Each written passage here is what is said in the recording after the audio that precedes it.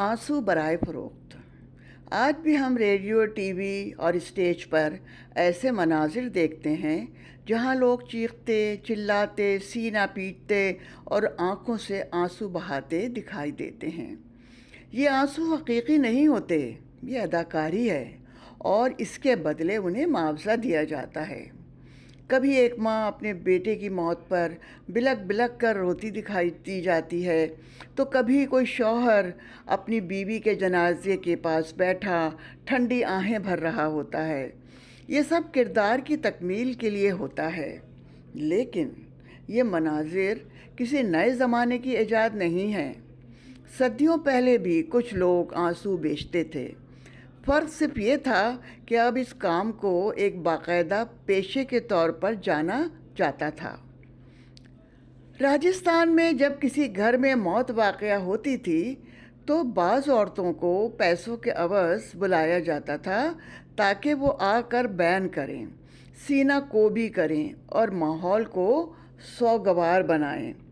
इन औरतों को रुदाली कहा जाता था। रुदाली दरअसल वो औरतें थीं जिन्हें ख़ास तौर पर गम के मौके पर रोने के लिए बुलाया जाता था। ये इंतहाई गरीब और पसमानदा औरतें होती थीं।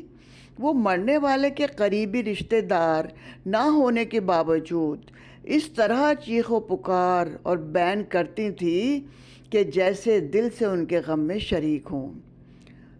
उन्हें रोने के बदले पैसे, अनाज और कपड़े वगैरह दिए जाते थे। वो घंटों तक बयान करके माहौल को गमगीन बनाए रखती। ये पेशा उस वक्त के समाजी और सकाफ़ती ढांचे में एक आम रिवायत थी। उस वक्त की रुदाली माथे पर बिंदिया सजाए, हाथों में चूड़ियाँ पहने, पायल की झनकार के साथ आती थी। उनका हुलिया उस ज़माने के कल्चर की अक्कासी करता था। साड़ी का पल्लू सर पर, आंखों में सुरमा, चेहरे पर उदासी का गहरा रंग।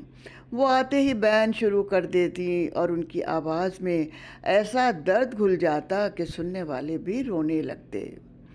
रुदाली गोया उस ज़माने की एक्टर हुआ करती थी और शायद इतनी उम्दा रोने की अदाकारी आज के कई अदाकार भी ना कर सकें। वक्त बदला, लेकिन आंसू बेचने का चलन ख़त्म नहीं हुआ, बस इसकी शक्ल बदल गई। आज ये मंज़र स्टेज, फिल्म और टीवी पर ड्रामों में बिकता है। रोने वालों को अब अदाकार कहा जाता है, मगर उसूल वही है, मुआवजा दो और आंसू खरीदो।